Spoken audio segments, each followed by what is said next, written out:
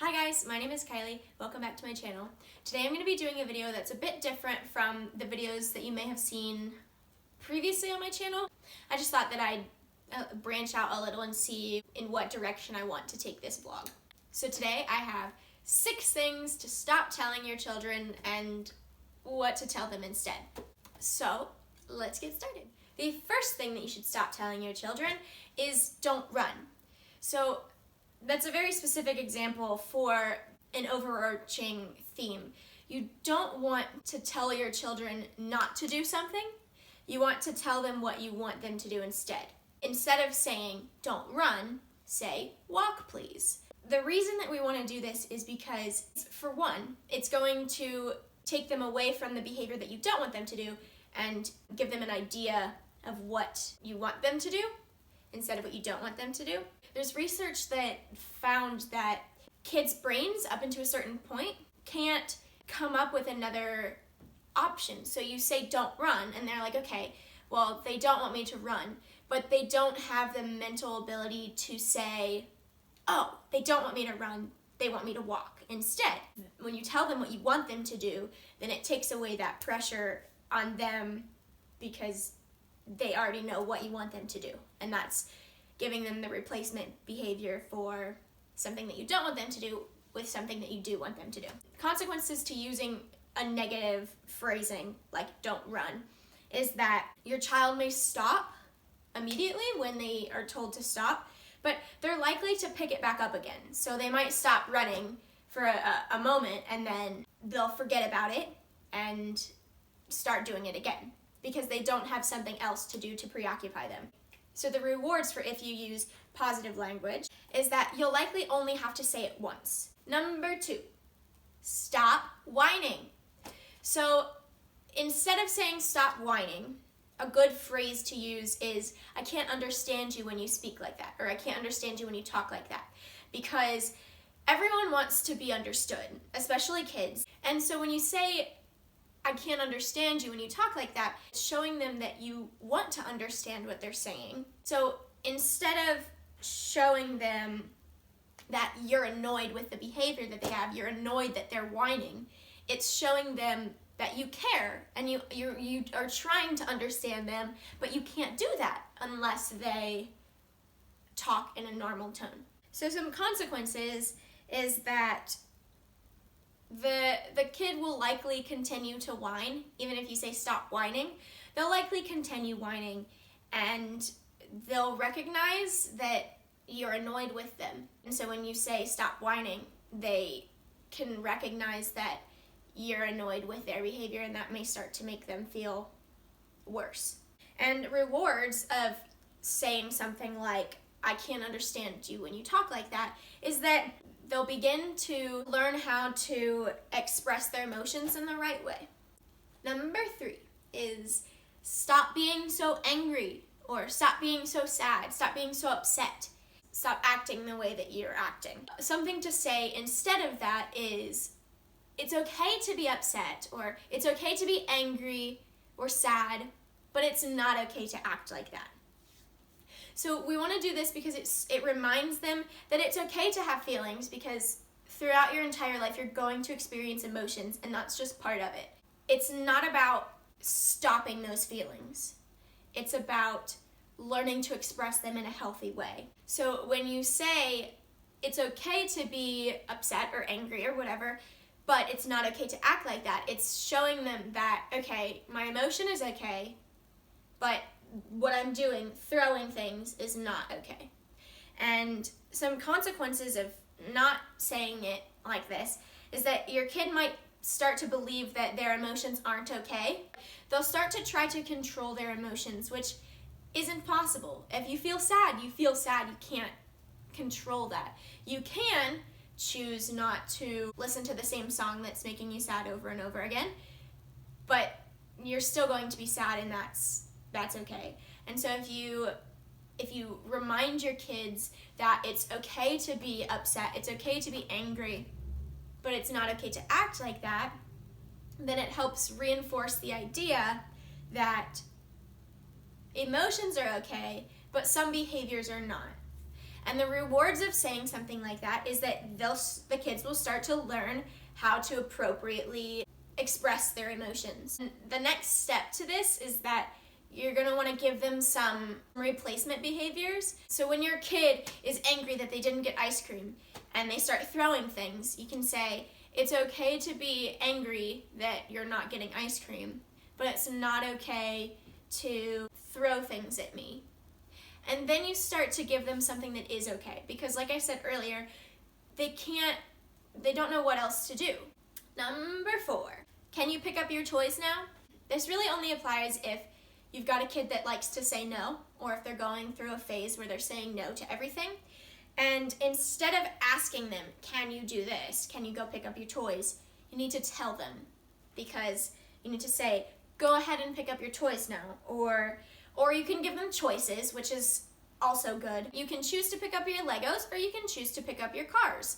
And then first, and so that way they still feel like they're in control. So the choices is always a really good idea.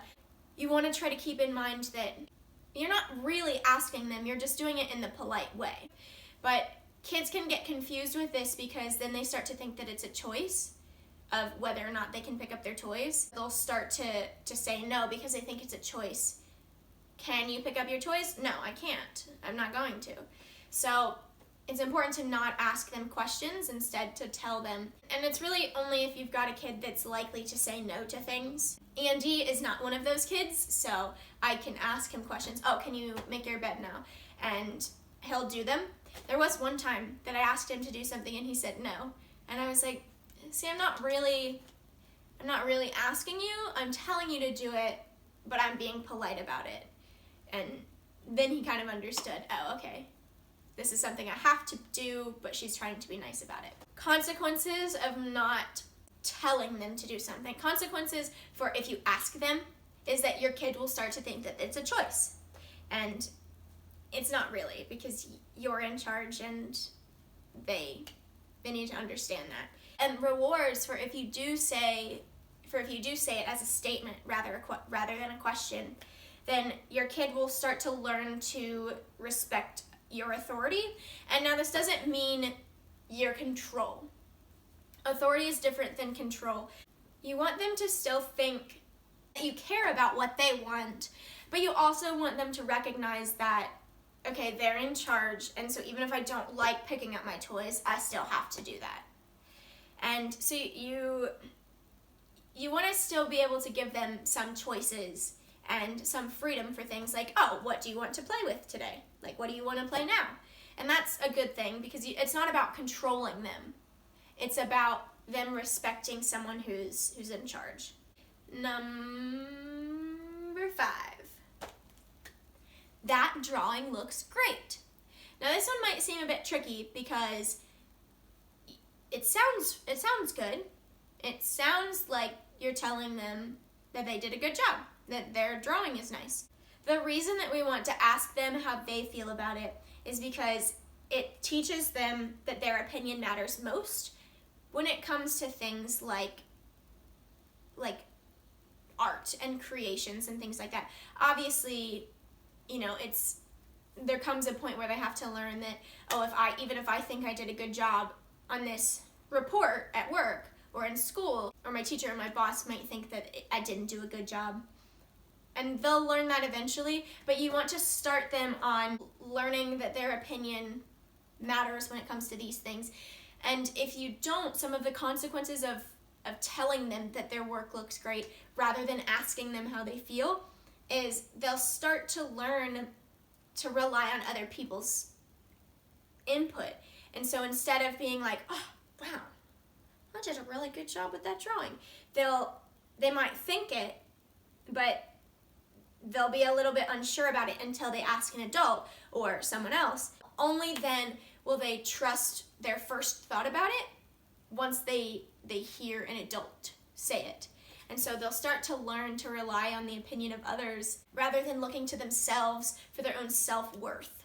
A reward for asking them how they feel about it is that kids will learn to look to themselves for their self-esteem and their self-worth rather than looking to an adult or to someone else for it. And so they'll be able to get that internal happiness rather than having to pull it from other people, and recognizing like, oh, I did a good job with that, even without having someone else tell you. We don't want them to grow up and need someone else to tell them when they did a good job. We want them to be able to say, oh, I did a good job, and know that within themselves rather than having to ask for approval from everyone all day. Number 6. This one also might sound a bit strange, but we don't want to tell our children, you're so smart. Instead, we want to tell them, oh, that was a smart question, because it'll help them recognize that the mistakes that they make don't define them, and they can ask smart questions sometimes, and sometimes they ask dumb questions. Obviously, we're not going to tell them that that was a dumb question, but when you're an adult, you can recognize like, oh, that was a dumb question. Like, I know the answer to that. If we start to teach them that the things that they do are good and the choices that they're making, and so that way when they grow up and they become an adult and they ask a dumb question, they won't be like, oh, I asked a dumb question, I'm dumb. It'll be like, oh, I made a mistake, that was a dumb question, and then they'll move forward. Some consequences of saying, you're so smart or you're so good, is that they'll start to believe that the mistakes that they make and the successes that they have define them. They're less likely to persevere when they've failed, because they'll look at that failure and think, oh, I failed, I'm a failure, rather than, oh, I made a mistake. That doesn't mean I'm a failure. It just means that I made a mistake and I'll try again and I'll do something different. Some rewards for saying that was a smart question is that kids will learn to define themselves in other ways. So rather than defining them by the mistakes that they've made, the failures that they've made, or the positive things they've done, they'll start to define themselves in ways like things that they care about. Like, oh, tell me about yourself. Well, I am really interested in this subject or in this topic. So it's important to focus on the behavior that they did that you liked, or the behavior that you didn't like, rather than pointing it at that person. So the same kind of thing applies to when they make a mistake. Instead of saying, oh, you're a bad kid, or you're a bad boy, or you're a bad girl, pointing out the mistake that they made rather than you are this.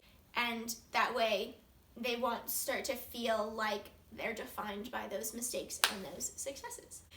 So that is all I have for you for this video. I hope you enjoyed it.